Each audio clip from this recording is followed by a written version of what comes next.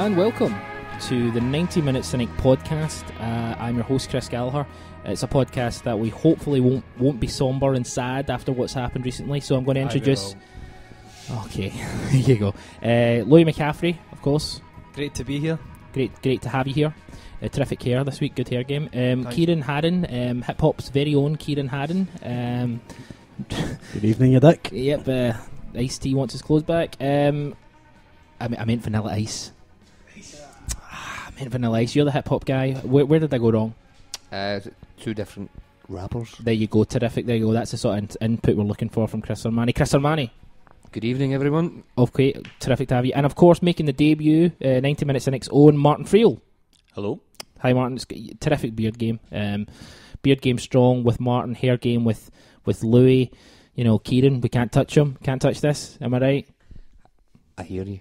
Yeah, good stuff. Okay, so what we thought we'd do is, well, firstly, True or False went up again this week. It's going to go up every Sunday.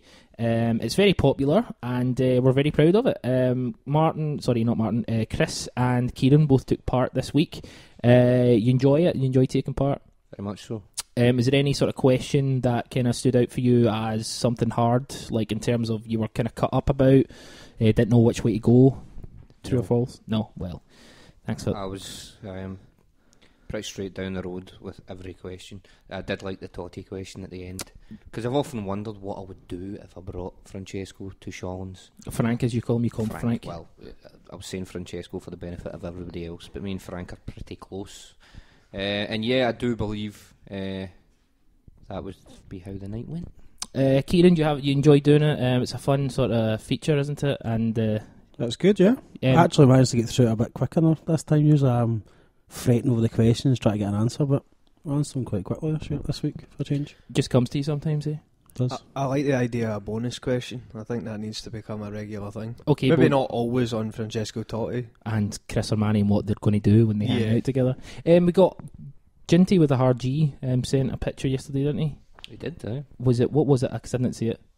What do you mean you didn't see it? I know that he sent something, but I didn't have time to actually click into the link. It was a picture of Ginty, I believe Ginty, in the curva at the game. Oh, so he was at the game yesterday? I believe so. Oh, right. Disappointing. Maybe not yesterday's game, but it was a picture of him in the hoops. Representing. Kieran, you know all about representing, don't you? With the hip-hop and all that. I wear a fucking hat for the first time. That was not the first time, but... Yeah, Kieran pissed me. Listen, you look dope. Yeah. Don't worry about it. Absolutely dope. Also on the website going up every Monday, we've got The Four Eyes by Martin. Martin, talk us through your new feature. It's very interesting. It's very popular. I'm pleased to hear it's popular. It is, yep. So talk us through it. It's 4 wee bits summarising great stuff, decent stuff, pretty it's alright stuff, and then absolute guff, pish, ridiculous stuff. That's great stuff, is what I'd say about that. It's very popular. Did you like the headline this week? No. I thought last week's, you've probably peaked far too early, actually. Chelsea chumps, Don's Delight, and Fan-Dan Fenerbahce fans. I think that's quite... Come on. If you get the previous one... You wrote that. I know that. That's quite... Oh, what... Well, read out the last one if you've got it. Okay, the previous one was... let me just get the previous one. It was... Can't get it. Strachan speaks, Kelly reeks, and Suitor sales. No? Oh, I liked it. I liked it as well. I mean, of course you're going to... I'm a fan of my own... It's the meat and the bones I'm interested in. You get it, the meat and the bones. Yeah. It's a big responsibility for you, though, because otherwise nobody's going to read it if you don't put the right heading in. And all I'm saying is it's went up quite a lot this week. I mean, it was very popular last week, but this week it's, went through the roof. And that's despite the bad heading? Oh, for fuck's sake. Why am I the bad guy here, eh? Chris, you try to help. Anyway, let's Imagine how many likes or views it would have got if it had a good heading. You're just going to kill me anyway, aren't you? I'll stop talking. So, let's... quick question. It's the transfer window season. Oh, Jim White and all that. Pish. Best, worst transfer deadline day signing from a Celtic point of view, or just anyone that impressed you. Chris Ormani. I'm not going to say Craig Bellamy because I think Louis Bagsy that one. I don't... In terms of best... best or worst? Well, one that came to my mind was Ashley Cole, not particularly because I like Ashley Cole or I like Chelsea when he moved from Arsenal, but I think it was a significant move because it was basically, I remember it came in quite late on in the night. They weren't sure if it had been signed or sealed at the time, and I think it basically signified that Arsenal were a bit of a selling club. A selling club, a bit of a diddy club compared to some of the other teams in England. And I remember thinking it was maybe not the best or worst, but it was a very, very significant transfer in terms of English football. Yeah, I think he as famously wrote in his autobiography that when David Dean called him and said, we're going to give you 50 grand a week, he crashed the car and he almost crashed his car in complete disgust that they'd offered him such a paltry sum. Now, when was this? This would have been the early 2000s? 2004, maybe. So, Ashley Cole, what a fanny. Yeah, but that was my favourite deadline day signing. Great stuff. Martin, do you have one? Do you want me to come back to you? I'll give you a second or two. I can't think a good transfer deadline day for Celtic ever. I don't think there's been such one. The only time that we've signed players on deadline day is because we're panic buying. So I think my favourite deadline day story is one I was just telling you about, is me and my pal. See if you just hold the microphone like that, just point it at right into my beard. That's the one. Yeah, I can actually feel it. It's a bit uncomfortable now. Whoever's got that next week, don't smell it. Me and my pal, Jambo John, whose dad used to do bits and pieces with Hearts as well. So we were at the back of the bus and we were saying, I'm pretty sure Tommy Johnson's signing for Hearts. Just for fun. We went through different folk that we thought were credible. You can't just come out with any old nonsense. You've really got to think about it. Originally McNamara was on the cards, but we thought it was too much. People won't buy that. Not in the number 27 anyway. Mm-hmm. So we thought through it and we went for Tommy because there was this, bit of a lack of, a pretty average left-sided forward who clearly wasn't getting his game at Celtic. So just, put it out there. Aye, big TJ becoming a Jambo, and then gradually throughout the day, during school, people giving a thumbs up to the jury saying, "Is that your old man getting the Tommy Johnson deal sorted?" He's like, "Don't you worry about it, pal." Don't you worry about that, pal. And then the Pink or the evening paper that night, Tommy Johnson potentially joining the Jambos in their little transfer section just in the wee far bit. So basically, if Twitter was around then, you'd have your own fake Twitter. I actually can't distinguish reality from fiction. Did Tommy Johnson ever play for Hearts? No. But I in my mind, maybe we photoshopped a picture, but I'm fairly sure I can picture him in the Hearts strip. When you said it, I kind of actually thought that he did play for Hearts. Let's just check that. Did he play for Hearts? If he did, then he didn't play immediately when we set that up. But maybe that story in the Pink prompted something in his head going, maybe one day I should be at Tynecastle. Maybe you set the ball rolling in terms of his transfer. Terrific anyway. Kieran, anyone stand out for you? One of the kind of last minute deadline day ones was the Berbatov eventually going to United. Yep. It'd been talked about for a long time, he was going to City, and then all of a sudden Sky Sports News cameras were outside Old Trafford and happened to catch this grainy figure walking through the stadium and actually confirmed that it was Berbatov, and he signed for them. Fortunately, it wasn't quite the most successful signing for him. He did alright. I thought he started very well. I think he's just a guy who, again, it's attitude.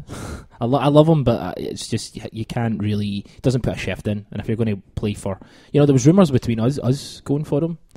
Yeah, he was at what you call him as in now because he's a free agent now. Oh fuck. He's got a good touch, but nah. But get one up over your rivals. Aye, it's always good. Happy with that. Aye, Scott Allen. Louis McCaffrey. This will be a bit of a surprise choice. But Craig Bellamy, he signed. It was the January transfer deadline day, so a wee bit different, not the summer one. But yeah, kind of similar thing, kind of night time at Parkhead, and Bellamy arriving and finally getting the deal done, and then he went on to do all right. Scored against Rangers in the Old Firm game. Scored a hat-trick against Dundee United. Missed a lot of chances on the final game of the season against Motherwell. Refused to sign a Rangers top at an airport. Yep. That was really the highlight. That was seasons later though. Yeah. I know, but the fact that he done it, battered the at Risa with a golf club. Did he not also manage to batter somebody in Glasgow when he was in Inverness? I'm pretty sure there was a news report. No, seriously, there was a news report. Somebody had reported Craig Bellamy has given him a doing, and he was in Inverness for the match or something. Clearly, a few months on loan, the boy clearly became a Celtic fan. It was lovely to see. For me, I would probably choose Robbie Keane, and I think it kind of goes with, kind of almost bittersweet in terms of we got Robbie Keane. He scored a lot of goals, but it was a fucking terrible kind of season. We didn't win the league, and he didn't get the medal he was looking for. Not a fan of Robbie Keane. I just thought he was really good to watch, and it's a shame we couldn't have it's a shame we couldn't have signed him and then built on that. But anyway, let's move forward. So what we're going to do is we're going to obviously take a bit of time dissecting Malmo, but I think it's probably best just to get the weekend out of the way and just talk about the result against St Johnstone. Martin was at the game, Kieran was at the game, Louis, you were not at the game? Nope. Chris, you were not at the game? Nope. Okay. So I did. So what we'll do is we're going to start with Martin. We'll get Martin's kind of input from it, then we'll just go from there. Martin, just give me your kind of basic thoughts on the game. Sort of, how do you think it went overall? I'm probably being overcritical, but I was pretty disappointed because after being so frustrated with how poor they were on Tuesday, and it kind of looked as if they didn't even give a toss on Tuesday, I was expecting a pumped up team to come out first 20 minutes, all guns blazing, and it was a bit kind of jittery. Probably didn't help. The crowd was a bit sort of off the pace. Fearful is what you probably say. I don't know if the crowd was fearful. They definitely expect something shambolic to happen at the back just now, so it was kind of on edge. And then we didn't really do much. The defence for the goal that they scored was just appalling because, you've got GMS following the guy, Izagiri, who all he has to do is run across and just knock it out of the park, but somehow manages to step over it and then disappear. He actually just, genuinely just disappears off the pitch. Don't know where he is. And then cuts it back. Gordon, bit of a pig's ear as well. Boyata, I kind of feel sorry for him, but how many own goals do you score and then realise maybe it's you, maybe it's not just being unlucky all the time? So I was pretty frustrated, and then the glimmer light was Lee Griffith saying, right, geese the ball, I'll sort this out.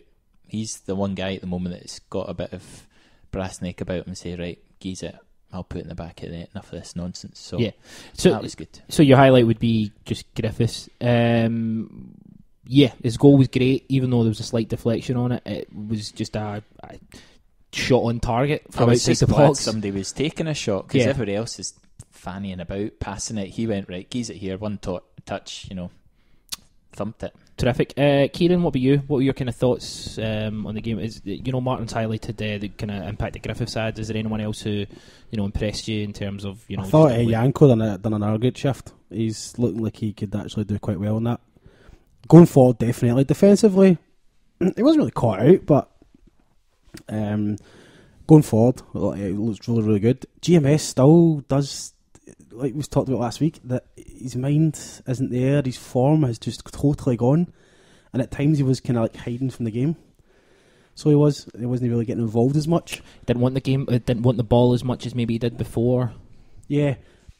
And after a while, as the game wore on, we were really, really dominating the game. It's just the usual with us. We've always got the possession, but just in the final third, our movement isn't at the greatest. We can't break the defence down. Another worry was Bitton had another poor game.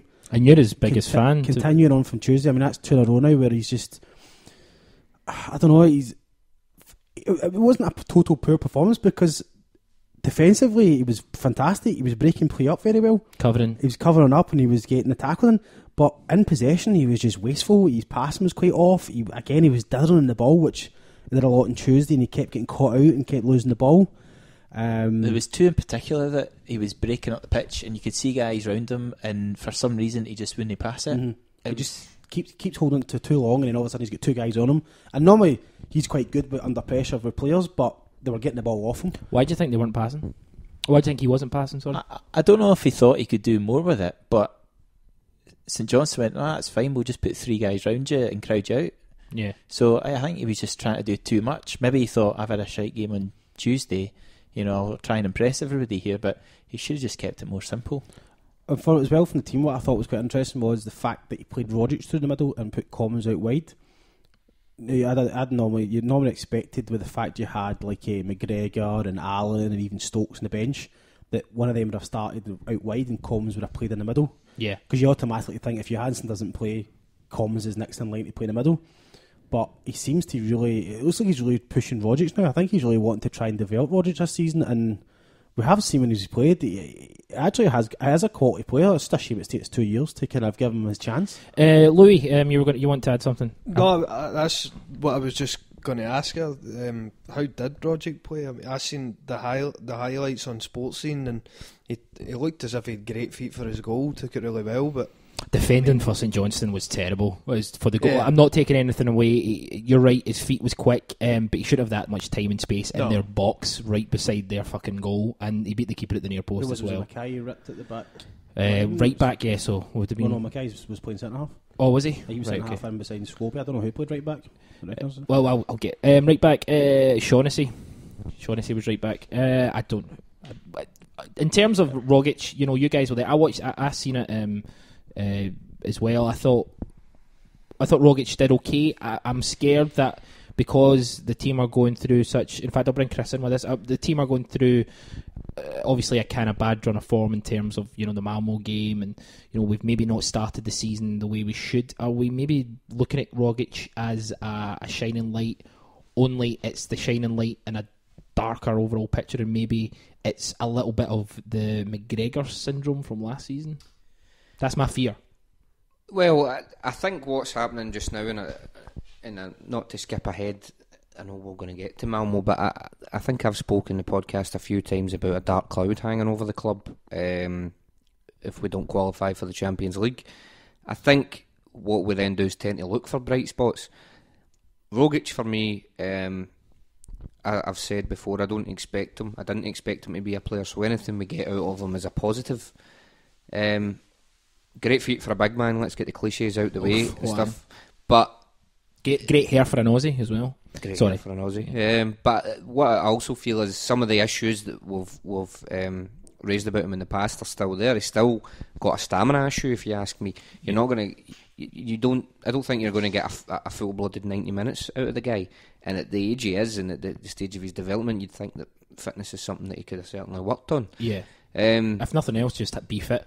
Yeah. Like, if you maybe don't know positionally or, when to make a move left or right or when to, if your decision making's poor, at least you're 100% fit. You know how you can get back and track back if you make the wrong pass. Kind of like how Sterling's developed. I'm not comparing Rogic to Sterling. What I'm saying is Sterling is just a really fit, probably naturally fit young man, right? So when he first broke through and he was making the wrong decision, at least he could track back. Rogic can't.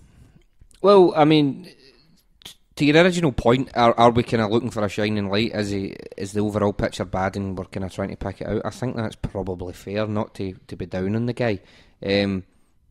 One of the things that we'd said in the past as well was we thought positionally he was poor. Well, he's proven that he can be quite disciplined in the middle now, whereas I thought he didn't have the awareness that was necessary. So, yeah, there are still... I suppose you need to give the guy credit because I don't think any of us expected him to be anywhere near a Celtic strip again, let alone chipping in with some goals and starting to look as if there's a possibility there's a player in there. Some tidy play as well. Let's not take anything away. I'm just trying to look at the kind of overall picture. Louis, that's 2 own goals as Martin kind of highlighted for Boyata. When do you get worried about that sort of thing? Now, the whole defence is a shambles at this point, there's no doubt about it. It doesn't help that we are consistently chopping and changing, bringing in Azaguri, then dropping him for Mulgrew, and then, if Lustig comes back, go fuck yourself, whoever. What's it? Azaguri. You say Azaguri, Izzy, right? But the fact is, tomato. Yeah, it's not helped the fact that the personnel changes on a kind of game to game basis. But when do you get worried that Boyata is consistently in the wrong place at the wrong time? It's not about 3 games ago. I'm genuinely worried about him. Now, as Martin had said, see the game, the St Johnstone own goal. I would not blame him for that. I think Gordon's probably, for me, probably got the most fault in that, because he just, it's as if he saw a different ball and it was in a different place. He just completely missed the ball, which you would expect him to get. And then it runs through to Boyata, and Boyata couldn't react quick enough. No one could have reacted quick enough. So I wouldn't blame him for that one. But again, right place, right time, or wrong place, wrong time. It's one of these things. I'm starting to get worried about him, because it seems as if whenever the guy has time to think and make a decision, he makes the wrong one. Oh, that wasn't the decision making, but that just bounced off. We didn't No, have that's time what to I'm react saying. to that. No, but I mean, in general, Boyata in general worries me, and I think with Van Dijk going, now if this boy, well, firstly, Van Dijk hasn't went yet. And, No. you know, That who's last day thing. to say that Van Dijk's going to go? Now, it's probably 70-30 that he will go. But, you know, this guy's been trying to sell himself to the English Premier League since the fucking second day he got here. I've not been a fan of him. I think he's really, really overrated. but see if you're, fair enough, but see if you're Van Dijk, he must be doing everything he can right now to get that move. Yeah, but it doesn't... Because he is not... Balls in our court. Balls in our court. And No, I know, but I think when does the he'll window definitely go. When does... Sorry, I'm a bit ill-informed. Someone told me that the 6 window... PM tomorrow. Tomorrow. Okay, that's Yeah, right. tomorrow, Because yeah, today's a tomorrow. bank holiday. PM as well. So we're recording this on Monday at 7ish, so we're probably we won't have any kind of final sort of transfers. I'll just give you It'll some. depend on Stones for Virgil. See if Everton can hold on to Stones. They won't. I think if Stones goes, they'll panic and go in for Virgil. Well, I'd And pay a love. wee bit I over. would. I'd love Because they actually should still be buying Virgil, because they've only got 2 centre halves. They lost Distan and Alcaraz over the summer, and from what I gather, they've not brought MD in, and are sitting with just the 2 centre halves. I'm actually quite impressed with Van Dijk and how he's managed this, because it's pretty clear he wants to leave, but I haven't heard him actually moan or complain, or other than the interview after the European game where he says, there are some options, but up until now I've been quite happy in that he's just kind of kept his counsel, and I think he's been putting a decent shift in as well, so, other than Tuesday night where you wouldn't just pick him out, you pick out the whole team. So Yeah. I'm not that fussed if he goes, because we'll get decent cash in for him. Grand scheme of things, he's done a decent shift. The bigger concern is that we just What didn't are we have getting anybody with a head on their shoulders at the back now. It's just Yeah. headless chickens. From what I heard on Saturday, for punters coming on the bus, he Love a punter. the way he left the pitch and waved to the fans was as if it was his last game. Yeah. Apparently his kind of whole body Yeah, just language and waving and all that. He was as if to say, well, thanks. Yeah. Chris, actually, do you know what? I'm just quickly going to go over the St Johnstone game. Chris, we'll start with you with the Malmo information. The Malmo game. The St Johnstone game, just to kind of round up about it, I'll just give you the kind of some stats. Celtic had 62% possession, which we tend to dominate possession at home specifically, but 62% against a St Johnstone team that have, again, finished in top half, top 6 for the last couple of years, played well in Europe. They've got some decent players. 62% possession is good. Obviously, 23 shots on target, 23 shots, only 8 of them in target. That's more worrying. St Johnstone had 6 shots and 3 of them on target, so they've got a better ratio in terms of getting shots on target. We had 8 corners. How were we in terms of... Our shots on target conversion rate was bigger. That would be 50%. No, we had 23 shots and 8 on target. They've got... Yeah, we scored 4 goals. Yeah, but... 4 out of 8. So 8 on target, 4 of them were goals. No, Was it 3 goals. Sorry. Yeah, no, but we had... Back there's one. You were there, Kiel. Yeah, but we still had 23 shots and 8 of them were on target. So that's a terrible ratio in terms of shots. Has he probably hit a few? To be honest, see the first game after a European exit. Yeah, that It matters very little other than to get a win. We knew there was going to be a hangover in terms of the crowd, in terms of the side. What will be big and really important to us is who we sign tonight or tomorrow. Yeah. Well, that Foul count. Sorry. the foul count. Foul count. I think we're a bit of a dirty, niggly team right now. We had 16 fouls to St Johnstone's 9. I wouldn't be surprised if that's the same in the last 3 or 4 matches or so, I think particularly So you think midfield, Malmo had a point? no, I don't think we're pigs, and I don't think we're dirty, but we're collecting a lot of fouls just now. Half of them would have been bit on.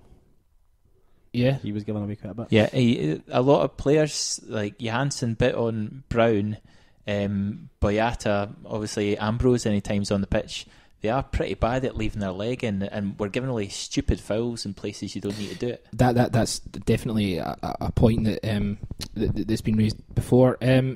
In terms of Johansson didn't play, that was the Wolf informed us that he's injured. He's pulled out the Norway squad, or he's a doubt for the Norway squad. Armstrong's pulled out the Scotland squad because he's injured. Forrest didn't come on, which I think obviously just because of what happened during the week.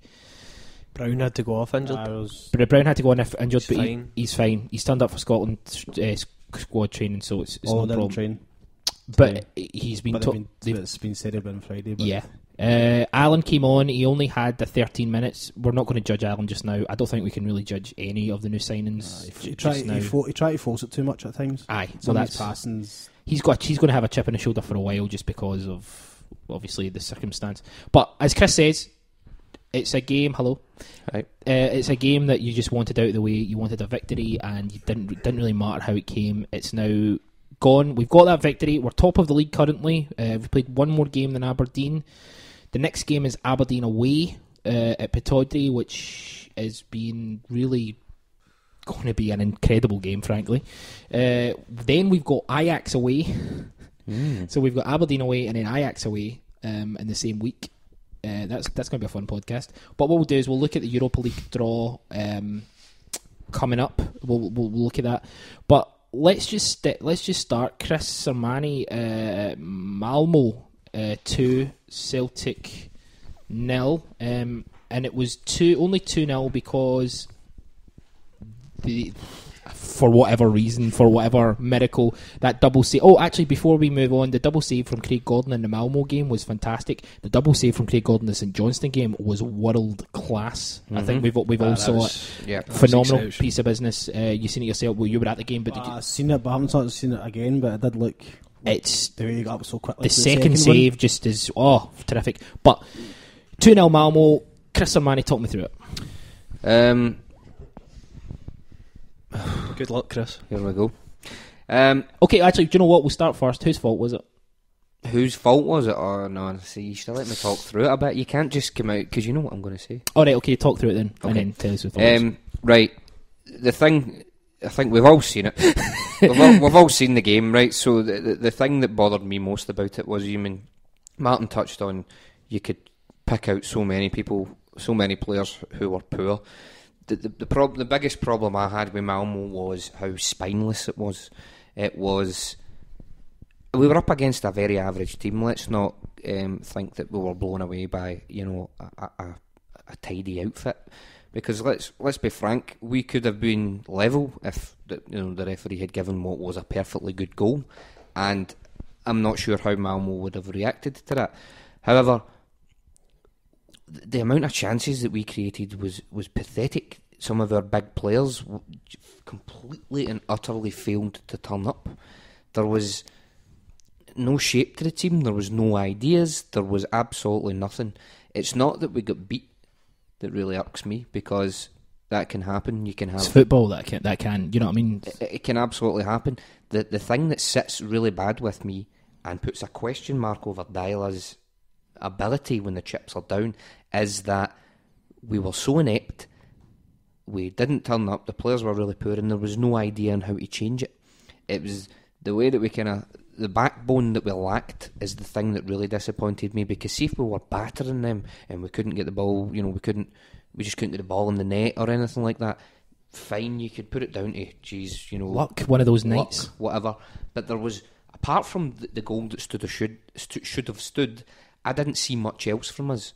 And again, wait till you see this Champions League campaign this season. If Malmo don't finish fourth in that group, then I'll eat a pork pie. I was going to say a hat, but I'll eat a pork pie because I don't like pork pies. They've got that horrible jelly in them. That's true. And I will do it on the podcast if Malmo finish. We'll periscope it. We'll periscope it. If Malmo finish above 4th in that Champions League group, I will eat a pork pie, jelly and all. Louis, we'll come back. We're obviously going to go back to everyone because everyone's got points. Martin and Kieran as well. Louis, Does anybody like pork pies? I love pork pies. Louis, we lost a goal. Rosenborg is kind of snidey as he was in terms of how he put himself about. He played a really good game against our backline. I thought he bullied them. I thought he did a Chris Sutton on them at times. Good movement, aye. Dragging people left and right. We lost a goal the 23rd minute. We lose the same goal that we lost pretty much in the last minute of the game at Parkhead. We lost from a set piece. We lost from a corner. So we've lost a goal after the 23rd minute, and nothing really changed at all. In terms of the players didn't really push forward. They didn't really, think to themselves, shit, we're in a real game now. There wasn't a sort of ideological change in terms of tactics. Why not? I mean, why? What do you think happened? Do you think that it was... Do you think they were scared? Were they scared? I think the whole thing was a mental thing. I think we get absolutely outsmarted on and off the pitch throughout the whole tie, from the second it was announced right up to the end. Those players were, majority of them are all physically fit, fine. The only question mark would maybe be Armstrong. Who I thought going into it, the players were fit. We've applauded them and spoken so many times about how their fitness has improved. They look fitter. They're lasting the 90 minutes at full pelt. So that wasn't in question, or shouldn't have been in question. But the mental side of it was totally gone. Those players bottled it, absolutely bottled it, and shat themselves in that game. And the thing is, we lost 3 goals to set pieces. Now, set pieces are something you can control. You plan for that. You organise yourself. That's why every player that comes on, they're going through these bits of paper that John Collins or John Kennedy are showing them. It's how to market corners, where they should be picking people up. So that was all planned and organised and done beforehand. Now, clearly in the game, Malmo tried something else. I remember the commentator, I can't mind who it was, but somebody was saying how that Rosenborg was basically standing right at Van Dijk, and then they had about 2 or 3 guys running into his area, or his zone. If stuff like that happens, the players have to adapt. The whole thing about the zonal marking thing, not that we want to get into that debate, but the whole thing is the ball comes in your area, you attack it. But if it's not working, if something's not working, surely they have to be smart enough, the players themselves in that moment, to change it. There's got to be some sort of, just at the end of the day, you have to attack that ball and get it away. Yeah, intelligence. You can't tell me that. Now, fair enough, and I know this is the kind of responsibility thing and dialogue and stuff we'll get to, and I'm a wee bit different to Sormani in that. Not that I say that it's got nothing to do with him, but he has got some blame, but I think the players, especially in situations like that, they have to be professional and think outside the box and be able to adapt in those situations. I agree with you. The thing the issue I have with the zonal marking debate that's always kind of brought up is the same thing happened when we were losing goals under Strachan in Europe. The same thing happened when we were. We've always used zonal marking. Since Strachan we've used zonal marking. Zonal marking is a universal form of defending, and we've used it the whole time Dial has been here. I don't think it's about the tactic of the defending. I think it's about the defenders. I think it's about, and that picks up on your point about the intelligence and when to read the game and when to be smart enough not to get dominated by Rosenborg, who just stands and elbows and nips and pinches that we don't have. And this brings us to the overall resounding fact of experience. Martin, just in your thoughts on Malmo. Yeah, it really needed a guy with a lot of experience at the back, particularly at the set pieces, to say, right, okay, Rosenborg is causing us all sorts of havoc. You just get in his way. I don't care if that's your zone. We've got 11 guys in the box. I don't know why we have 11 guys in the box for a corner. That does my head. You should have a guy. Right, Griffiths is going to offer you nothing, but if you have him up at the halfway line, you're drawing 2 guys back anyway. So that's just by the by. But an experienced guy would hopefully just say, we're getting done in here, right, just get in his way. And that's exactly what they do to us for when Bitton scored, actually. They've probably watched Bitton and Boyata and Van Dijk all score from set pieces recently. None of them actually get anywhere near the ball. I mean, the guy's quite happy to punch it away, but they're at least competing against their guys who are the danger men in the box. So, to me, and I don't like zonal marking, but I'm not a professional coach, so there must be things that they're seeing that I'm not seeing. Yeah. But I do think that we are really lacking that level-headed guy in the boxes, and Van Dijk's probably the closest we've got to it, but he's going to move along, so it really needs somebody just to sort of be able to, take a split second, have a word with the guys round about him saying, this isn't going too well, boys. I think what you should do is block him, and if the ball's anywhere near me, get out my way because I'm going to head it out. Yeah, Dyla said, I'm coming to Kieran with this one, unless you've got a comment. Can I just say, I think with Van Dijk is he is vocal. I do think he is vocal, but at the same time there seems to be like almost a bit of petulance about him. He seems so quick to blame everyone, and it kind of, I don't know if maybe it's the fact that obviously at this point he probably believes his own hype, and it seems to be a lot of the time he's looking about as if, God, look what I'm playing with, look, how could you be so stupid to do that? But at the same time, if he thinks that highly of himself, and let's face it, with the price tag that is reportedly on his head, then surely he should be that person stepping up and organising things, because he's got to show that he's got the intelligence to organise a defence, especially if Lustig isn't there, because Lustig, he would be the captain if Brown wasn't there. With Lustig not there, Van Dijk has to take that kind of senior role, surely. No, but in actual fact, you've actually got, if you look at it, you've got an even more experienced person that should be organising the corners. Craig Gordon. I mean, he's a very, very quality keeper, very experienced. He should know the way he wants his defenders set around for when the corner comes in. And actually with the Rosenborg corner, it was actually nothing to do with Virgil, because Virgil was with his man, Gordon had his man, but no one was with that man with Gordon. Rosenborg came running past Bitton. Bitton just fucking stood. And when you actually see it again, Rosenborg, although it's zonal marking, I still think that you should still go with the runner. You may have your zone to watch, but see somebody run past your zone to get into somebody else's zone to outnumber him, then you should be going with that to help him. So he should have been running with Rosenborg to try and put him off. Rosenborg just got a clean run right across Bitton. Virgil is wrestling with his guy, ball's coming in his area, so you try to get rid of him, tries to go for it, but he can't because Rosenborg's got the run on him. So that's the other thing as well. That's how we score corners. When you get corners, you need to run. Yeah. So if you're clearing it, you can't really just stand still, because somebody's actually going to be running above you, and they're going to get a better. They've got the momentum. They've got all the momentum if you're standing. So, although it's with zonal, I still think you should go your runs. And I've really put a lot of. I've got torn into Bitton an awful lot in the last week or so, but rightly so, because he was abysmal. He has been pretty poor last week. 2 games he has. The Maribor game, he was abysmal. What about? Right, you're talking about we need a leader at the back. We need a leader who's going to organise the defence. What about our supposed leader? Scott Brown?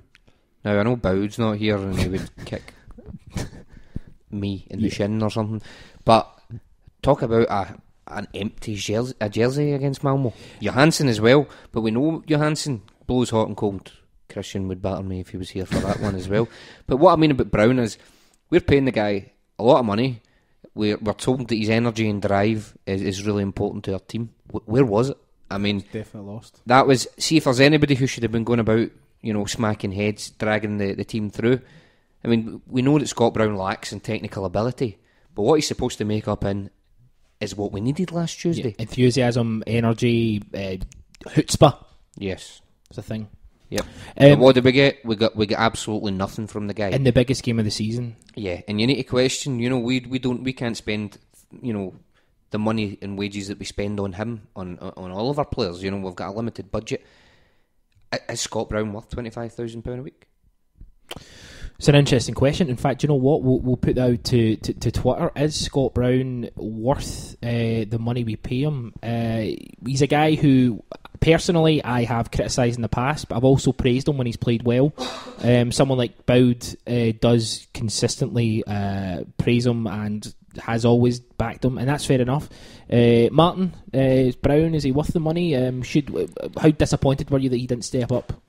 He had a stinker on Tuesday, but I think what he brings 95% of the time, I think he merits the money. I'm quite happy with Scott Brown, other than he let himself down on Tuesday, but you could tell with his reaction afterwards he was pretty pissed off with himself. Yeah. And he was pretty bold or sort of blunt in his own self-assessment as well. So Can I ask you a question? And this will be for everyone. Do you think, we're figuring out how... firstly, I'm still figuring out how the fuck we lost that game, right? That's point one. The point two would be the blame issue. No, you don't want to blame anyone, but someone... We lost the biggest game of our season in August. Chris made a comment about a haze being over Parkhead, which is absolutely there now. Do you think it was Dyla? Do you think it was the players? Do you think it was a mix of both? And the reason I say a mix of both is because Scott Brown wasn't as tenacious and wasn't as aggressive and wasn't as just annoying in terms of being in the midfield as he was. Do you think Dyla told him to calm it down? Do you think Dyla told the team to sit back? Maybe not go for the jugular maybe the way we should have. And as I said to Kieran, we lost a goal after 20 minutes. It's not like we lost a goal in the 70th minute and it took the fucking wind out of us. We lost a goal after 20 minutes and we still, there was no get up and go after that. There was no fuck. We need to be aggressive.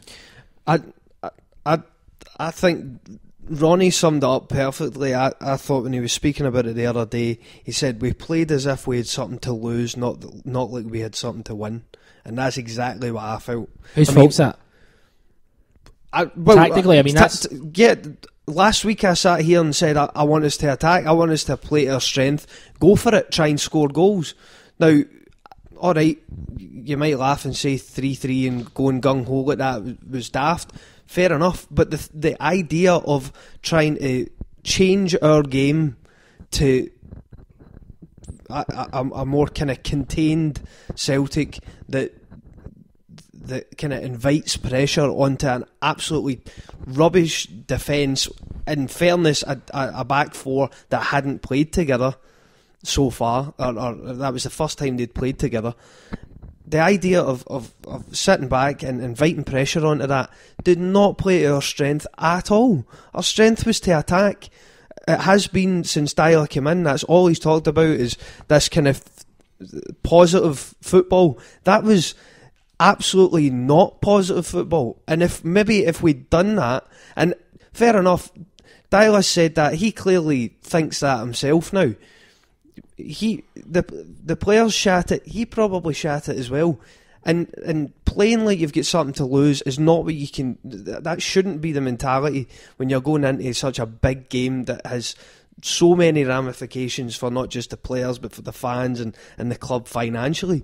You need to go and attack these things. Malmo at no point had that kind of negative idea. Fair enough, they were going to be smart when they came away to Celtic Park with how renowned it is, but they were still looking to score goals, and they scored two.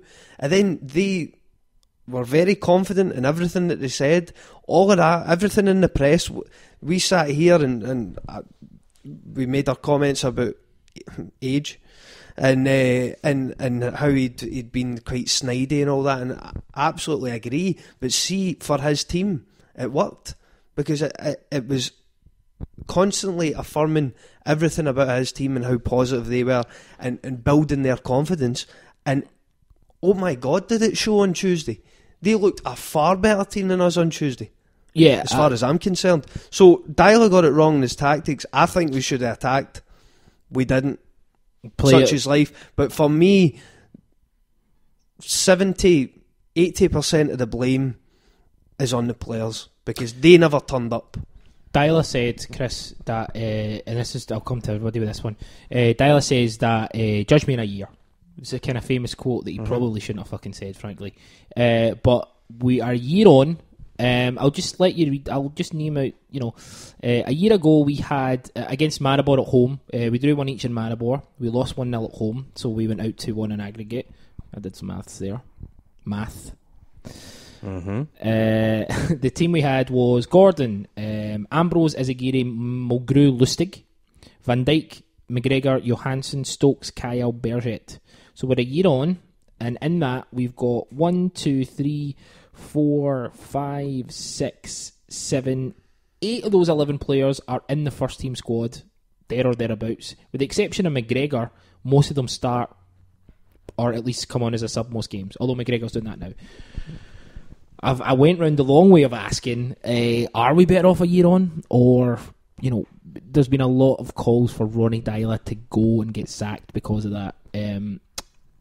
I do not agree with that. I think that would be short-termism. I think it's a reaction to one football match. But it has made you kind of look at things in a different light. Or me personally. What are your thoughts on that? Are we better a year on? Yeah, we are better. When you think about the football that we've played between now and then, I mean, it's the question mark over Dyla is his ability when we step up a level. Now, the only indication that we've had that his side can perform to a degree is the Inter Milan match last season, the Inter tie in the last 32, because the group stages were a disaster. But we know that this was early in Dyla's reign, so nobody here is pointing the finger and saying that was bad. The football got a lot better as the season went on. I thought the Inter home game, it showed us where we had deficiencies, which was at the back, but it also showed us we could be quite a sophisticated passing team. Yeah. I mean, Armstrong's goal against Inter was fantastic. Now, you don't need to tell half of us that Inter are rotten. Well, not rotten, but not very good. They're not the side that they were 5 years ago or whatever. However, they're still a Serie A team with a massive budget. And we went and good players as well. They've got some very good individual players, and we went toe-to-toe with them at Celtic Park that night and didn't look out of place.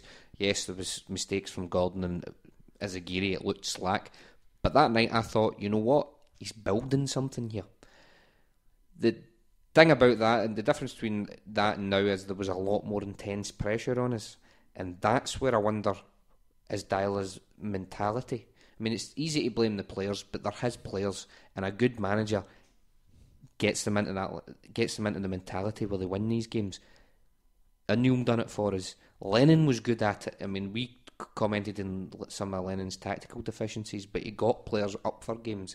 Sometimes when things aren't going right, I look at Dyla on the touchline and he's doing that. For the viewers at home, he's putting his hand over his mouth. He's doing that. And I want Dyla to stay. I still think he's the man for the job. However, see if you're not looking at him and going, if there's not a question mark over his ability to step up from the SPFL, then you really should be looking for inwards a bit more. I mean, Brian said on True or False, the blame lies 100% with the players. Brian, I hope you're listening out there, but I don't know how you can solely blame the players for that. The manager has to carry the can to some degree. I'm not saying he should be sacked. That's stupidity. I think he deserves a chance to kind of go and to keep going. And the Europa League's going to be massive in terms of seeing if he can get it right. But there is a question mark there. Thoughts, Milton? I think it's pretty obvious that he's not got that additional, things aren't working with Plan A. So what do we do with Plan B?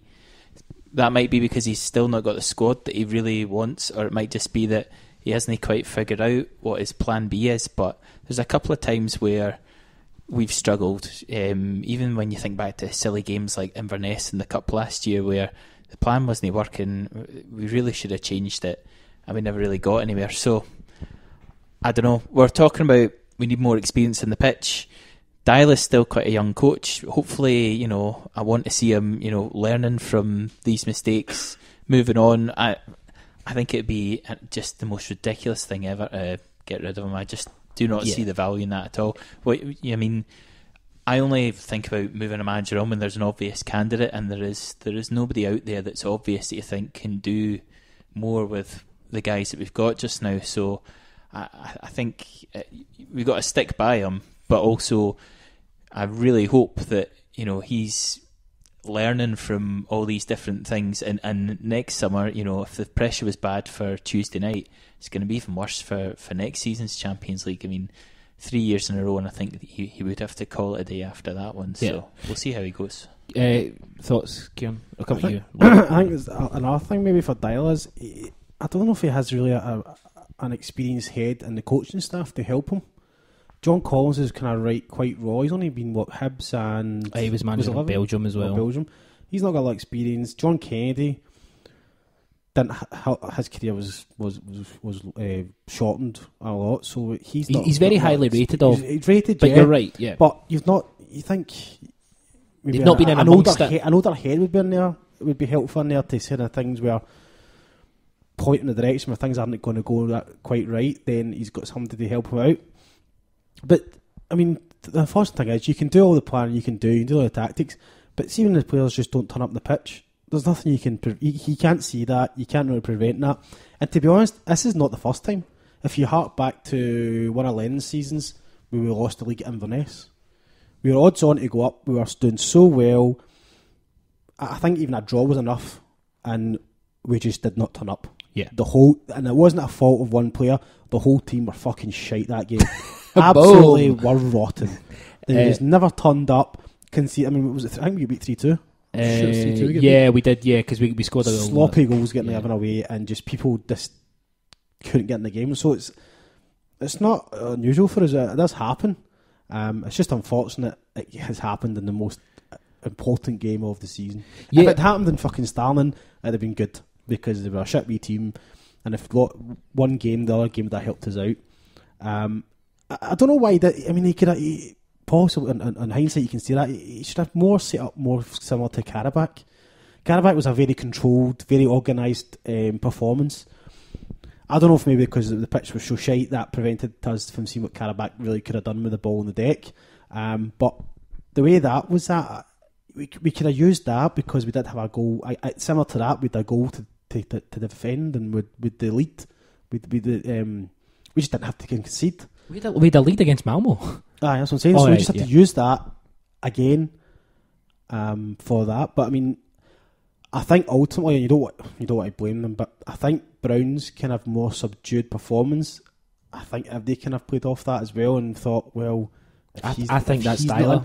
I think Dyla's told him to subdue. But to be honest, that's the most stupid thing because that's what Brown's all about. See if you do that, just tell Brown to take a seat in the bench. He's going to be no fucking use. That's what he's all about. He's all about. It's just that it's that psychology. See if he's in the face of the opposition, that puts them off about. That should be making them more fearful, not us being fear. He should be in their face. We should be pressuring them at all times. Because I mean, you looked at it when at home when we had the ball in the defence, they never pressured us once, and we had the ball and we could control the game. And ultimately, their goals were mistakes. So Brown should have been told just to play his normal game, just get tore in there.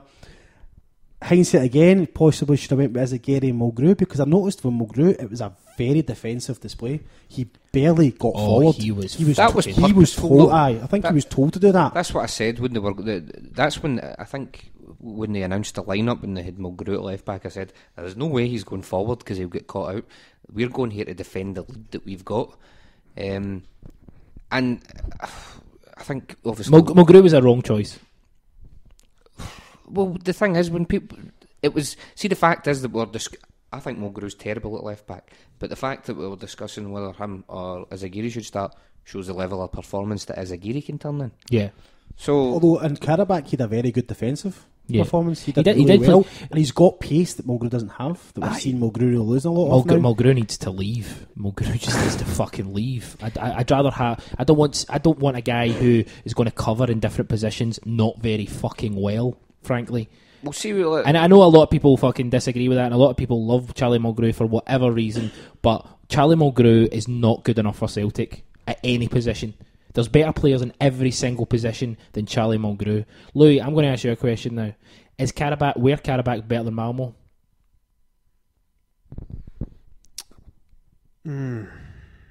I think Very thoughtful.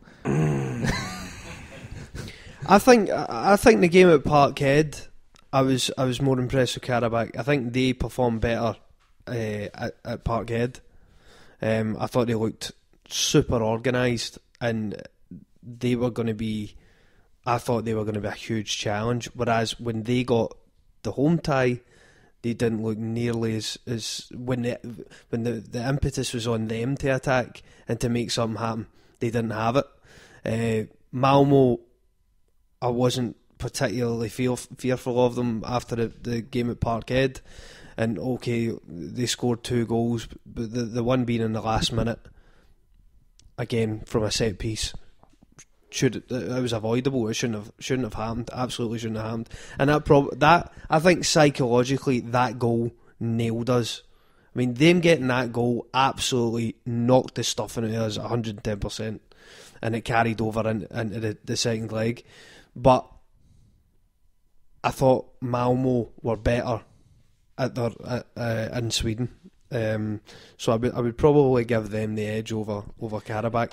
But again, I just think that so much of it is psychological, and players not turning up. Little things like that. Obviously, that goal getting in the last minute, that would have a big contribution. But there was very few players in that game.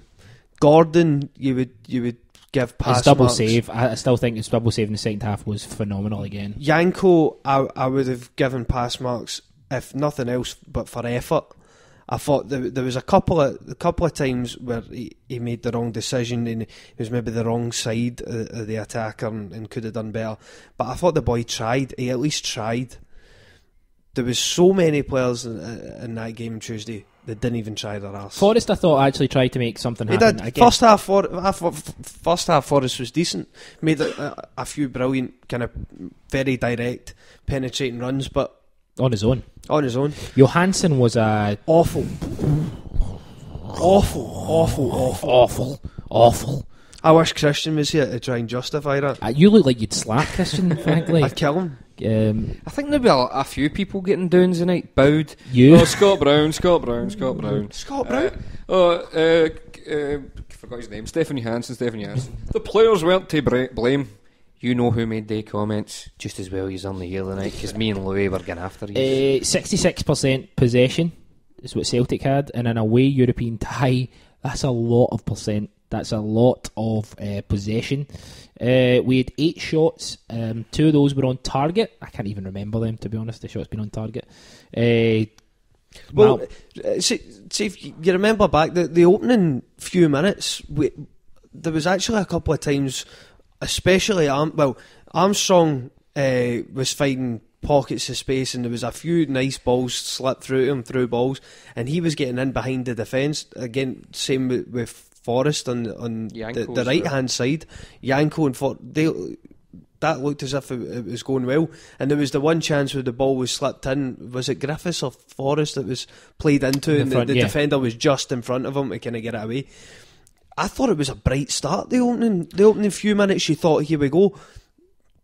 I want to bring a question, and I'm going to bring Martin and Kieran into this. In terms of, again, this might now be, looking back, it might actually be due to injury. But I thought Armstrong in the first half, he gave the ball away a few times, he had some slack play, there's no doubt about that, but I thought he had more penetration down that right with Armstrong there. There was quite a few times he got in behind and he got the odd ball across, and he brought Commons on for him at half time. Now, looking back, it may have been injury related. If it wasn't injury related, was it a bad move, Martin? It must have been. You wouldn't have taken him off if he wasn't injured. Do you think he had a good game? I thought he had a bright start, and then when the goal went in, I can't remember any of the midfield actually, taking it on and doing well. So, yeah, he started well. I genuinely can't actually remember him doing anything in the last sort of 10-15 minutes of the first half. Do you think Commons coming on was a smart move if a substitution had to be made anyway? Or Commons coming out saying, okay, well, here's another point as well. Commons coming out saying he wasn't embarrassed of that performance and contradicting his manager and his captains. Well, First of all, I don't think it was a bad substitution, because if he's injured, you got to bring somebody on. If you look at the bench, he was probably the obvious choice. Yeah, that's it. And he's quite good at holding the ball up in the opposition half and bringing guys into the play. So I could understand why we brought him on. He didn't really do anything, and then to say what he said afterwards, and to be honest, I'm not sure if I've read exactly what he said or what people have interpreted it, but players should just keep their heads down. If you've just gone out of the Champions League, keep it simple. Just say sorry. Did not go well. Really disappointed, and we'll pick ourselves up and get on with it again. Yeah, Kieran, bring you in. And it's quite surprising, because if you've come out and kind of had a puppy at a manager, I would half expect you not to start the next game, and yet you started on Saturday. So I think maybe Dyer's just doesn't want the aggro, doesn't want the confrontation, and is just kind of washed over it a little bit, which might be his kind of youngness and experience. Is there maybe a level of Dyler trying to give him enough rope to hang himself with Commons, in that Commons, again, a guy who's given a lot to the club, and I was a fan of him. I just think that his times came and went. He did a lot for us. I just think maybe by playing him, because he was ineffective against St Johnstone, he was ineffective against Malmo. He's again looks like he's lost a further yard of pace. I think personally that maybe Commons has to adapt. As you say, he's lost a bit of pace. We've said for long enough how he doesn't look like the physically fit player that would fit a Dyler team, but he can pick a pass. He's one of the best passers. He's got a great dig on him. Maybe he just has to change his role. Maybe play a bit deeper, more of a kind of deep line playmaker. That type of role. I think he's too selfish for that. I think every time he gets the ball, he has to change. He would have to change. I don't think he will. No, I don't think he will either. But if he was to really have a career, continue his career at Celtic and be in that team and be a first pick, that's what he would have to do. He would have to change, and I don't think it will happen. But at the same time, Dyler can see the positive attributes of the fact that he's got great vision, and his passing and his shooting. Sometimes you need to try and utilise that when you can. It's not always going to work. See, I don't think, just to track back a bit in terms of his comments, I think because we went out, things like that get highlighted. I mean, it could very well easily have been frustration. No, I'm not. I'm not embarrassed by that. Try to back his team up. Yeah, kind of. I think these things get magnified far more because we get defeated, and it's more currency for the press. But in terms of in terms of Commons being in our team, he's coming to the end of his career. He's losing pace. That's shown by the fact that he's nowhere near our first pick in that team, when a few seasons ago he was one of the first names in the team sheet. I'm happy enough for him to sit on the bench. I actually said last week, chasing a goal, he's one of the players you'd like to come on, because he's the sort of guy that can produce a bit of magic. Did it against Carragandi. But essentially what we've got here is a guy who's served us well, who isn't up to commanding a first team place just now, and I'm happy for him to stay around the squad as long as it's just the odd cameo appearance here. But essentially Commons is no longer an important player for Celtic, and that's it. Word up. Cheers. Cameo. Yeah, good tune. I know stuff. So with looking, let's just put the Malmo game to bed, frankly, because please do. Fucking let's just. It was a bloody nightmare. So it was. It was crap. It was bloody crap. But did they kind of? Lennon didn't qualify for the Champions League till his third attempt. That was highlighted during the week. Lennon lost a lot of really poor games. The Sion game, the Dutch game over 2-0 up at Parkhead. Utrecht. And Lennon got criticism, but Lennon was allowed to continue, and he got us into the last 16. I'm not a massive Neil Lennon fan in terms of being a football manager, but he did a lot of things right. So Ronnie deserves this season.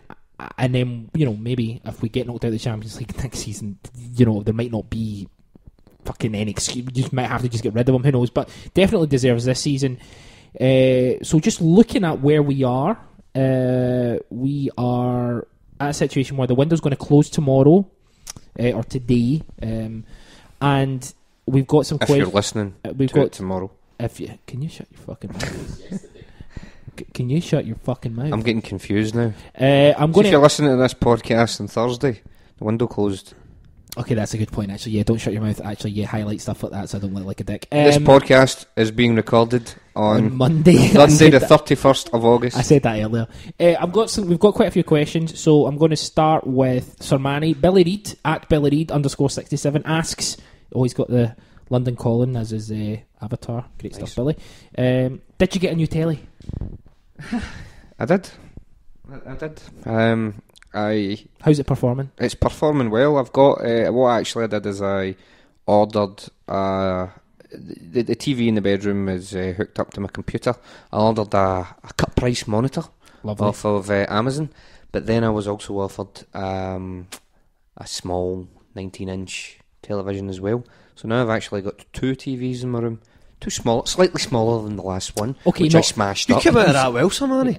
So last night, for instance, Christopher, I was watching the second half of the Man United Swansea game and the first half of the Roma Juventus game. That's how you live your life, folks. That's how you live your life. Just in case people didn't know the scores in those games, Man United were defeated 2-1 and Roma beat Juventus 2-1. We'll talk about that some other time. Who cares? Kieran Harron, I'm going to ask you questions, guys, so get ready.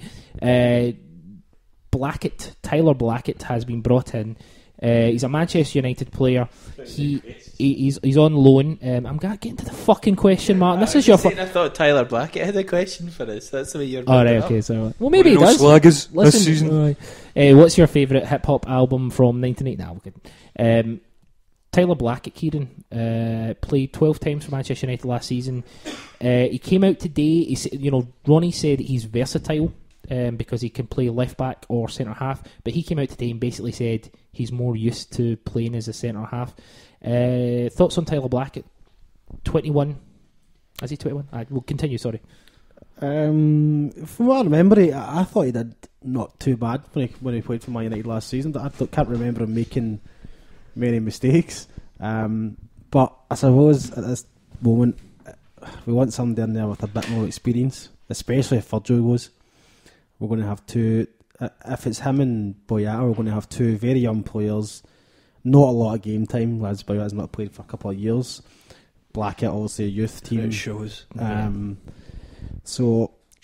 But ultimately we do need centre halves anyway, because Effie and Mulgrew shouldn't be anywhere near the fucking centre half position, so they should be at the door. So you want those 2 plus another person coming in, and if it's this boy Simovic, again, another youngster.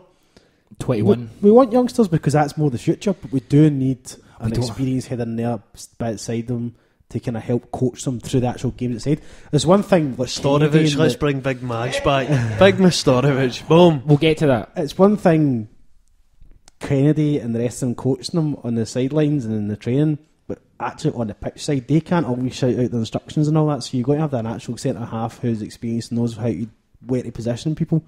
So I think we still need one of them, but from what I got, it's a loan with a duty for a deal. Yeah. So I mean that could work out quite well, and we could get a good solid defender out of it. Tyler Blackett, he has 2 years left on his United contract.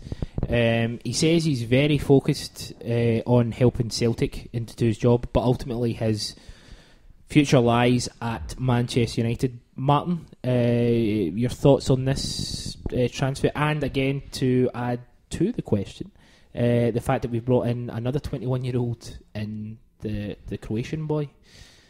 Worrying in terms of, again, what we talked about with experience? It's probably unfair because I don't think I've ever seen Blackett play it. So I'd feel bad to judge him, but yep.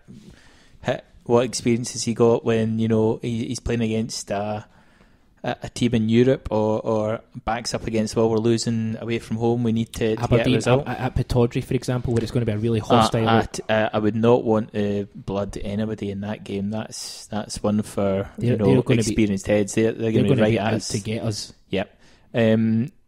could you please tell me how to pronounce the Croatian guy's name? His name is Simunovic. Yep, the Croat guy. Yeah, the Croat guy. Jozo. His first name's Jozo. So okay, Jozo. I don't remember him when we played against Zagreb. Did we not score 3 away from home against them? Did we score 3 against them? Let me. I'll have a look at that. But anyway, continue. So I don't know. I've not seen either of these guys play. If we're spending 4 to 5 million on a centre half, I'd really want a seasoned professional that's ready to go and can slip into a team. I'd be tempted to figure out look at guys in the Premiership who are drifting out of their squads because fresh guys are coming in. There must be players who have had 3 or 4 years, in the English Premiership who are nowhere near the first team, who we could just pick up and sort of drop in. And, remember when we brought in guys like Hencho and Varga, and, they were actually strong additions to the team. Maybe not... They don't have sell-on value, but they added value in that they were level-headed guys. They helped to develop the players that were beside them. Exactly. So, I mean, great bringing in these young guys, and they're probably going to play well, have a bit of a sell-on value, but you're only going to get the most out of them if there's somebody there alongside them, helping them, enhance their careers. Like, as you said, sorry, Kim, just 1 second, the bald prick who was awful. Well, Mastorovic is the obvious one, but actually he wasn't very good. But he was crap, man. He was so shite, wasn't he, man? Well, he got the best out of some other folk round about him, actually. He was pretty good at just sort of... It was just the guy wasn't good enough, but the idea was right. And I've always thought... I remember when Dyla first started out, a lot of folk were saying he likes young teams, but he will bring in experience into the spine. Yeah. And I don't know whether it's the case that the guys he wants that are experienced are just out of our budget and he can't find those people, or, to be fair, he's just given up. It's probably Christian that said that. He just makes it up as he goes along, man. Because the other thing, and I was going to say, the other thing is bringing in Blackett, and Simunovic is... It's now going to set back O'Connell, who I feel is actually a talented youngster, and I think that he should be given a bit more time and more game time within the SPL games anyway, because anytime I've seen him, I think he's been pretty decent. Yeah, I think there's a player in there. Sorry, I'm going to backtrack slightly here. Simunovic, why are we talking about him like it's happened? Has something happened in the last 5 minutes? Well, because it's Tuesday. And we're looking into the future. No, yeah, just to confirm, we've not officially... the fee's been agreed. He's in Glasgow right now doing... the personal terms are being discussed. So, it might break down, but the overall point still remains that the targets we're going for are 21-year-olds. Can somebody... not me, because I'm probably gathering a reputation for being overly negative, discuss what a lot of the the Dinamo Zagreb fans have commented on him. I mean, sure, because that's the one thing I need to comment. Not only are we going for a 21-year-old Croatian, we're going for a 21-year-old Croatian who most of his fans seem pretty happy for him to leave. Yeah, it's like Ajax and do you know what? Nobody was mentioning that there, and I was wanting somebody else to, because I don't like being negative. I don't want to be negative. You're negative Nancy. I'm negative Nancy. I have seen Tyler Blackett play as well, and I'm not a big fan, but there we go. But when I first heard we were going for him, I thought Croatian, yes. I've always wanted Celtic to sign a Croatian. Mark Viduka. Oh, he's Australian, I guess. Yeah. But and then I was like, right, £4 million. That, he must be really good, and we're taking that. And then I looked at a lot of the comments on him, and it was, yeah, he's fast, he's good in the ball, but positionally, in the tackle and in the air, he's not very good. Yeah, positionally, he's apparently very bad. The thing is, there's no way that Peter Law is going to sanction Celtic spending money on a 30-year-old defender that he's not going to be able to get any money back for. It's just not going to happen. I just can't see it happening. Well, then we're fucked then. We are. Stop recording. Okay, done. 90 Minute Cynic is now off air because we're just fucked. because we can't have Then two of our maybe they- centre-backs both being 21. We're not fucking Ajax or AC Milan. Even AC Milan, when they dominated Europe, they had Costa Curta and Baresi. Baresi was born 60. I mean, he was literally an old man from the get-go. Costa Curta was always in his mid-20s until the last 5 years when he just went straight to 40. He missed his 30s, went straight to 40. The point is, if we only have two 21-year-olds who are unknown, coming from nowhere, one of them's on loan, one of them's a Croat who seems to be pish according to everybody who's fucking watched them before, then we're fucked. Mike, gal out. Then I drop the mic. That's Do it. He dropped the mic very gently there. more of a place. Yes. Sorry, okay, but yeah, and like your point is, we absolutely need experience, and if we don't get it, I really am fearful for this Europa League campaign, because you seen what happened. Denier and Van Dijk, probably two of the best centre halves we've had in terms of technical ability and pace for a long time. They were exposed last season. Now I know you turn around and you'll say, well, that's when Ronnie was still figuring things out, and there's a lot of kind of variables with that, but the point is they were still exposed in a really quite average to poor Europa League group, and now we've got, not virgin far off, a Champions League Europa League group, and the fear is if we've got two 21-year-olds who don't have a lot of experience, we're going to be exposed a lot more. The other thing is the fact that it's a loan as well for Tyler Blackett. Now, Just to say, there is apparently we've got an agreement to buy him afterwards. Right, but wait a minute. Right, what if he's good? Right, that's Just- what I'm saying. just Just to take take my thoughts. just to saying take them. the vibe, just to take the vibe away from Gal there. Right, I'm doing it because I have to do it. Say, by a miracle of miracles, he's good. Say it. Well, we've agreed a fee for £3 million. He's going to go. I'm away back down the road to Man United because Van Gaal's been sacked and they've got nobody at the back. I'm going to stake a claim for, and we're like that. Tony Pulis is the new Man United manager. Tony Or Pulis. Alan Purdue. Yep, they're going to take over, and Tyler Blackett's going to go back down there, and we're going to be saying, right, who are we going to sign? Again, Who's 21 what and one what's talk? We're going to sign a 21-year-old Serbian. Let's just check the Twitter of his club fans to see what it's like. Oh, apparently he's pish defensively. Okay. We've got some more questions, funnily enough. Sorry, Louis, I'll let you do that next. Let me ask Kieran, what are your thoughts on our Europa League group? Our Europa League group: Ajax, Fenerbahce, and the Swedish champions Molde. No, sorry, obviously not the Swedish champions. Molde, Norwegian. They're all the fucking Scandinavia, innit? Finland and all that, Iceland. Kieran, thoughts on the Europa League group? First of all, I'm glad I'm not a European away fan that travels away, because I wouldn't fancy meeting with the Ajax fans or the Fenerbahce fans. It's all cuddly now with them. Well, we're all wee Also, pals, as well, I mean, if our players are going to be frightened and shite it in Sweden, what chance have we got in fucking Fenerbahce or Turkey? Turkey is the most volatile away fan, home fan situation you can get. I mean, it's just like you see them with the banners like "Welcome to Hell" like Galatasaray fans.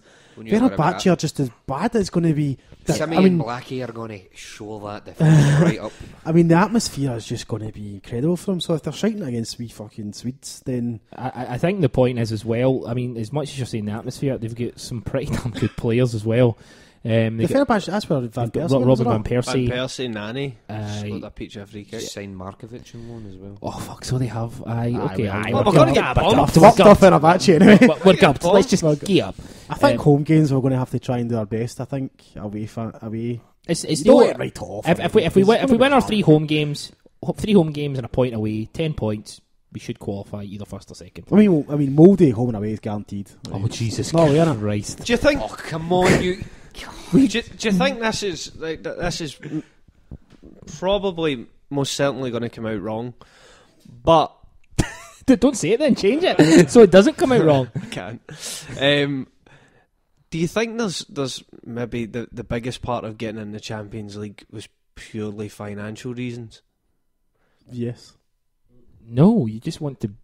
Obviously, you want to be in it, but see, from a football point of view, if we are worried about the teams we've got in the Europa League after dropping into it, and whether we can even compete with that, then surely, from a footballing point of view and the players' development, that stage that Europa League stage should be maybe better suited to us than you would expect to be playing better players, better teams in the Champions League. We are probably a Europa League team now. Yeah, we are. But I definitely think we are. But I think it's the finances and it's the windfall of getting in the Champions League money-wise that is the thing that it's almost as if that's the thing we're trying to strive for, rather than because we want to play football in the Champions League and try and win it. I'm not saying we're going to win it, but that has to be your aspiration going into a football tournament. Every tournament, yeah. But is it more about the finances? Yeah, well, sorry, I'm just going to jump in there. I forgot my train of thought there. No, but see, looking back when the draw came out and Malmo got Real Madrid, right? Some people were still going, oh, I'd love to go to Real Madrid, I've wanted to play them. I just thought, thank God we're not playing them. I mean, Real Madrid, when you see Malmo punishing their mistakes, can you imagine what Real Madrid would have done? Did you see them on Sunday? Aye, they fucking some of the dominated. goals as well. I mean, wow. James' overhead kick. Oh. Well, exactly. I mean, it was sick. What we could do is shut up shop, because that works. Look at Nou Camp. The last time we went to Nou Camp, ended up being 6-1. Aye. I'd fear it'd be more than that at the Bernabeu. Right, okay, so we've got some more questions. I'm going to bring Martin in. Martin, was I asked a question? Well, we're going round the thought room. I thought we were going round. We're going round the table, so you'll be after this one, wee man. Martin, Ryan88 at Ryan Campaign 88. Striker still needed. Who would you go for? And I'll bring in a player that's been mentioned. Stephen Fletcher. Yes or no? And if not him, who else? I was thinking about this on the drive on the M8, and I've decided yes. And the reason for that is that I think he's got something to prove. I don't think he's fulfilled his career. Agreed. And I think he offers an option in terms of going long. He's excellent at holding it up.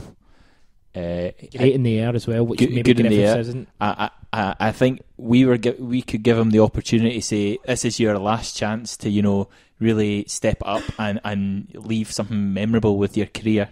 So I think there would be enough, fire in his belly to actually prove something. He knows the league, and the final thing is it's adding more Scottish guys to the team as well. So personally, providing we're not giving away stupid amounts of money on his wages, I'd take the punt on him. I think you make a good point. I think that that he would be.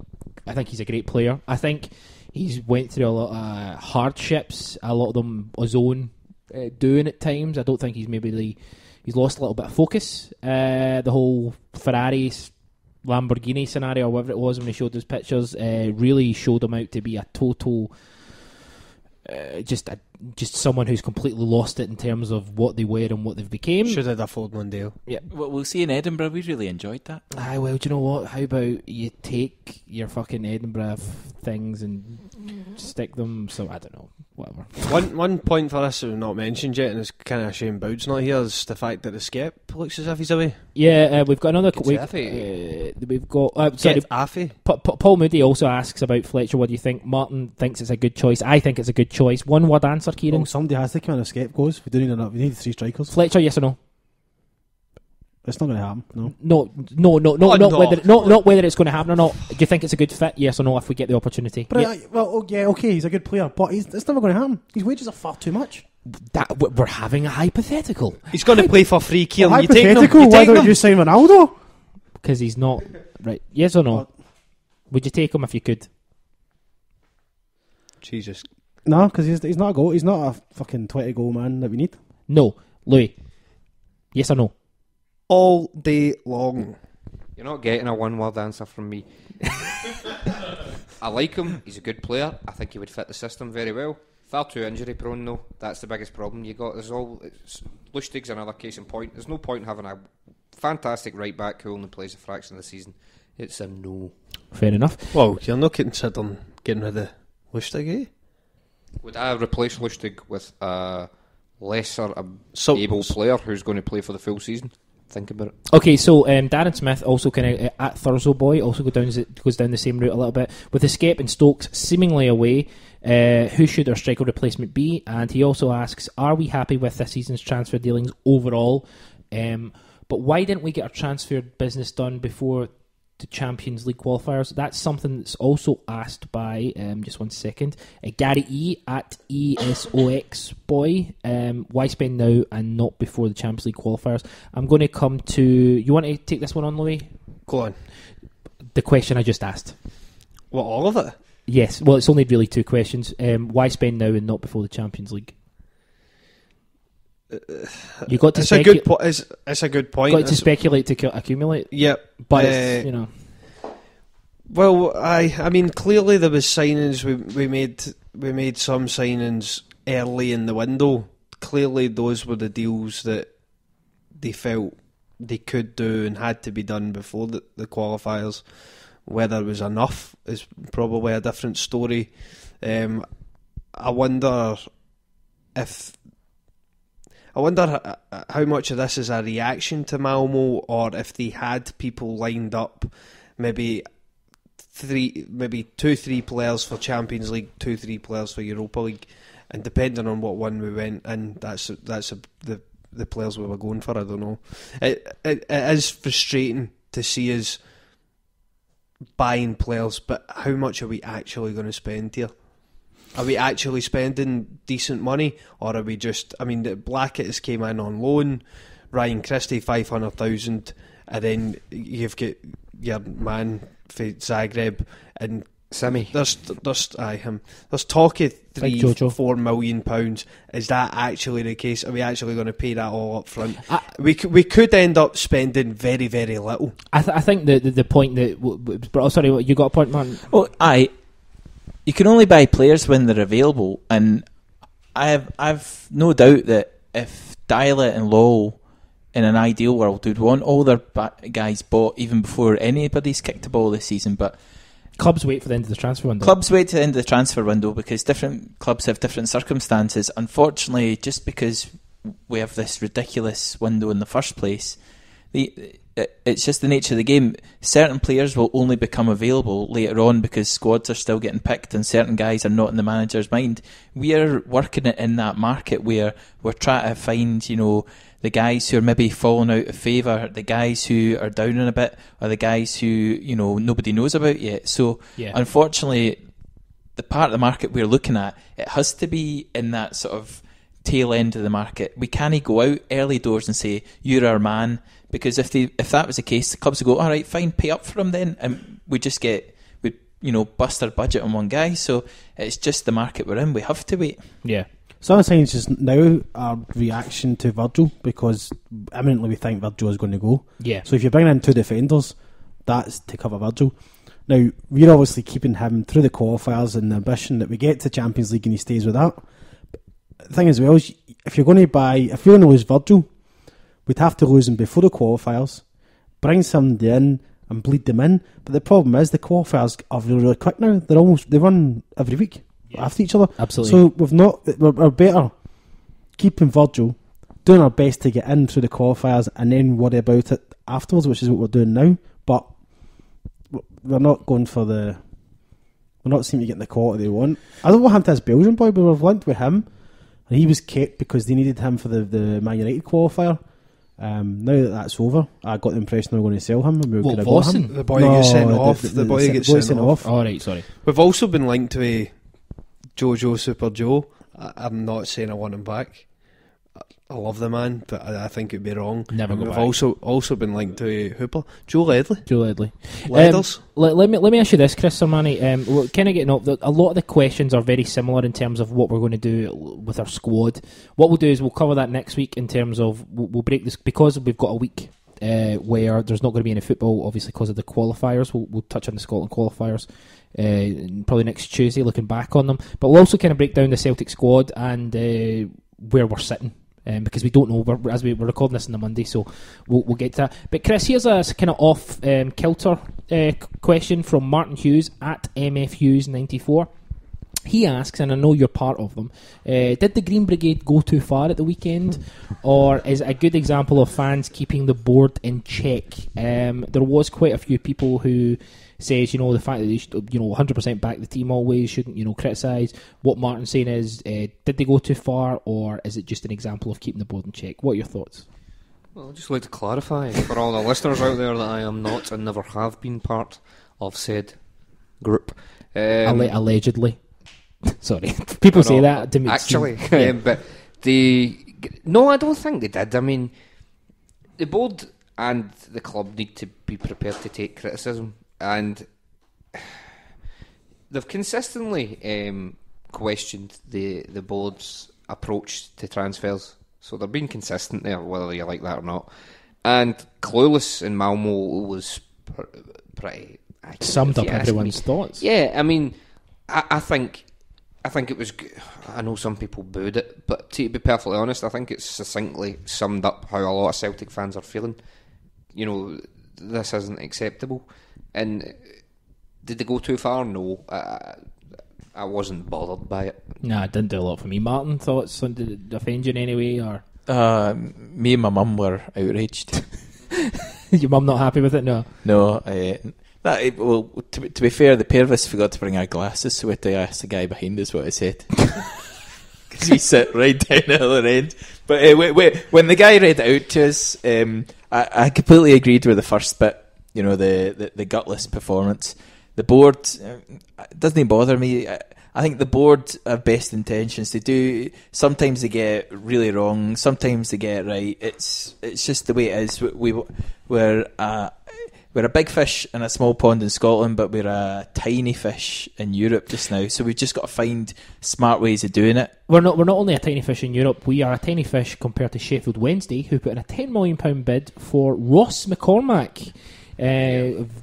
Average player at best, decent player, worth about £2 million, £2.5 million, £10 million. Sheffield Wednesday are putting in for him. So when we can't compete with the bottom half of this English Championship, it's almost games of fucking bogey. No one. What I would say is that I'm pretty disappointed with our scout network. I think that's failed us quite a lot recently. Yeah. Strikers in particular. When was the last time we picked a good striker out? So Gary Hooper probably would have been. I think rather than the board, I think if board was doing anything, I'd probably like to see a bit of a shake up in terms of who's looking at players and evaluating their performance. Because at the moment, I don't rate. In fact, any striker we're linked with, I'm immediately assuming he's probably going to be pretty pish. He's either broken, old, or just pish. So I think there's maybe a bit of staff evaluation required, but that should be done behind closed doors. So if it's getting done, we don't need to know about it. But personally, I think the scouts need a bit of a kick up the arse. John Kennedy was one of the main scouts, working under John Park. John Park as well. Yeah, he was working under John Park, but then obviously he got the big move up to being the first team coach. So what we need to do is completely stop looking to England whatsoever, because that ship sailed a long time ago. There's no point in looking at comparing our finances to any English team. What we should do is we should be looking at value for the money that we do have to spend. What was stark was our wage spend, our net spend compared to Malmo's, for instance. Now, I'm not saying Malmo are a good team, but we should be looking to get better value for money for what we spend. That's it. And Martin made a fantastic point that a club with our resources really should box clever in terms of identifying targets and scouting them. Is Ryan Christie a good target? Ryan Christie, I spoke about him last week. He's a good player. He's not in an area of importance for us that we need to strengthen. If he signs, I'm very happy about it.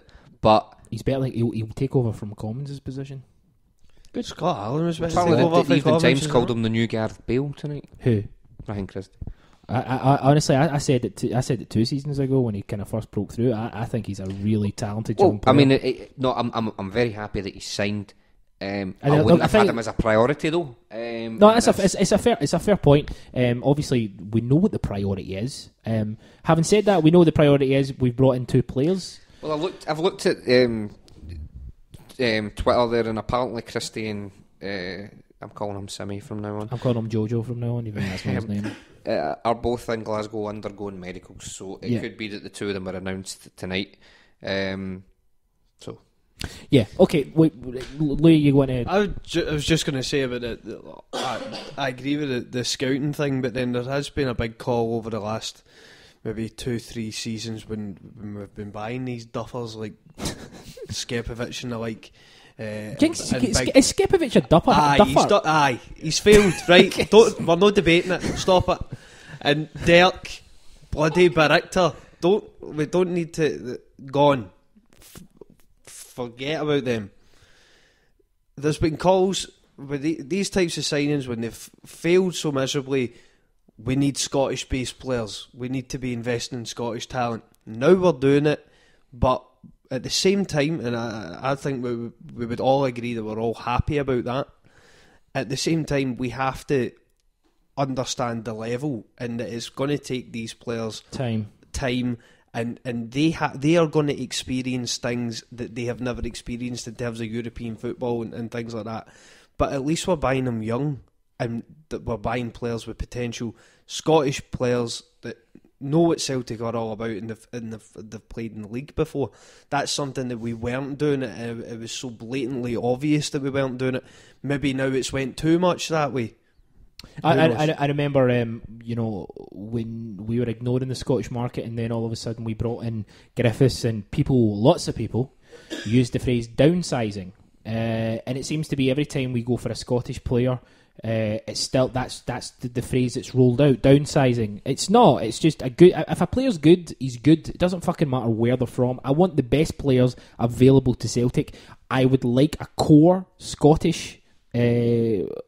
I want Celtic players to basically be a core of Scottish, but if they can't be, then I just want the best player for the position. Right, we need to wrap up because we're going way over. I just want to... There's a couple of interesting ones for you two guys.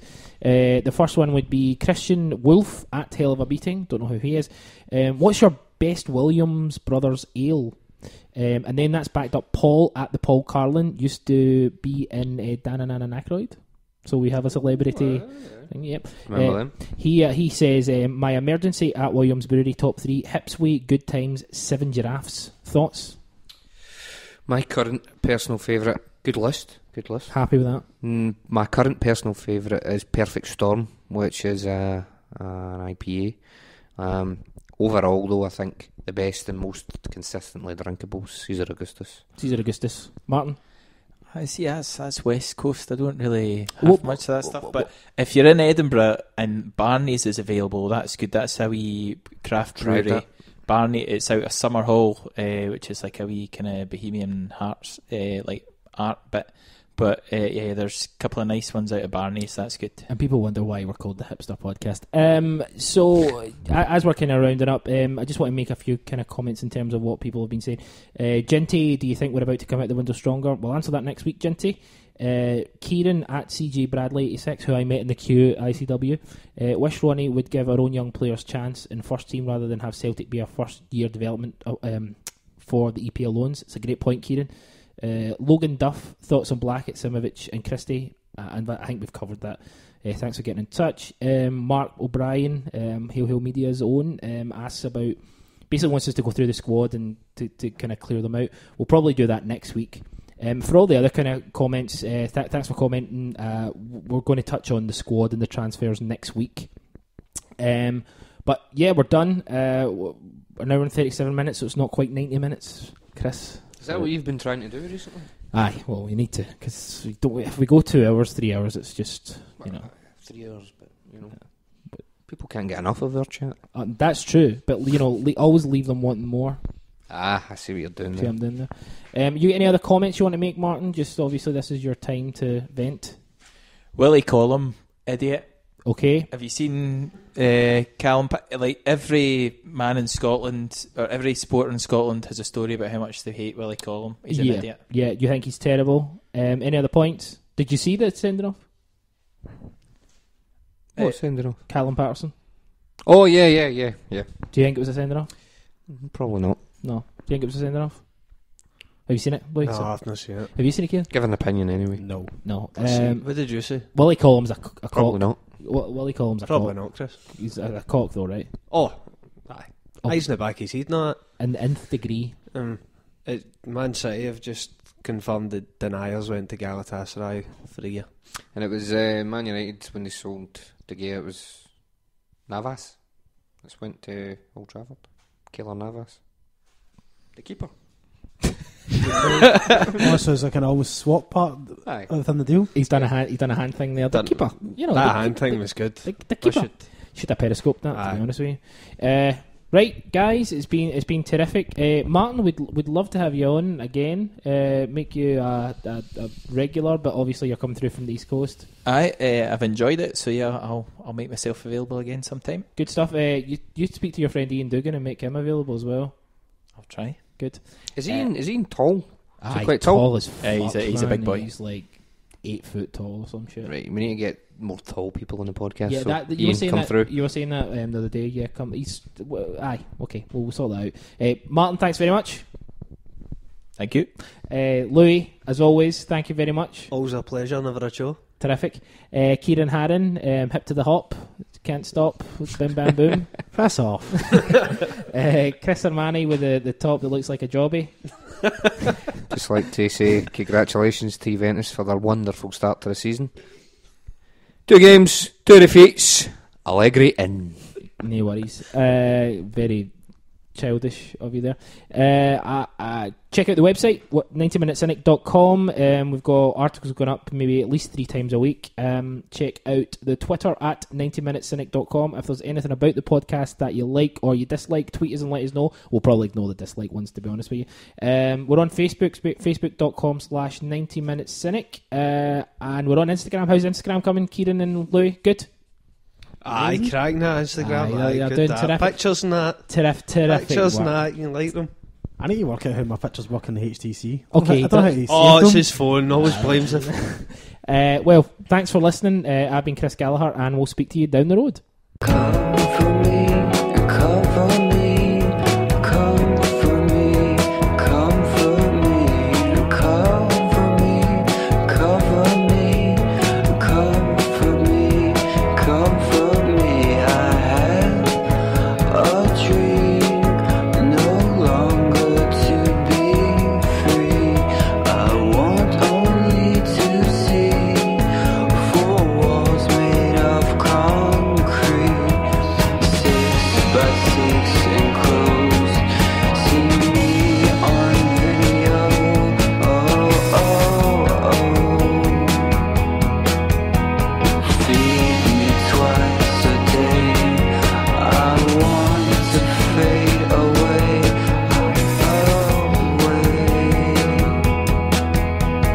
Cover me, cover me, comfort me, comfort me, cover me, cover me, comfort me, comfort me. And after some time, I know I would go blind, but seeing only binds the vision to the eye. I lose my voice, I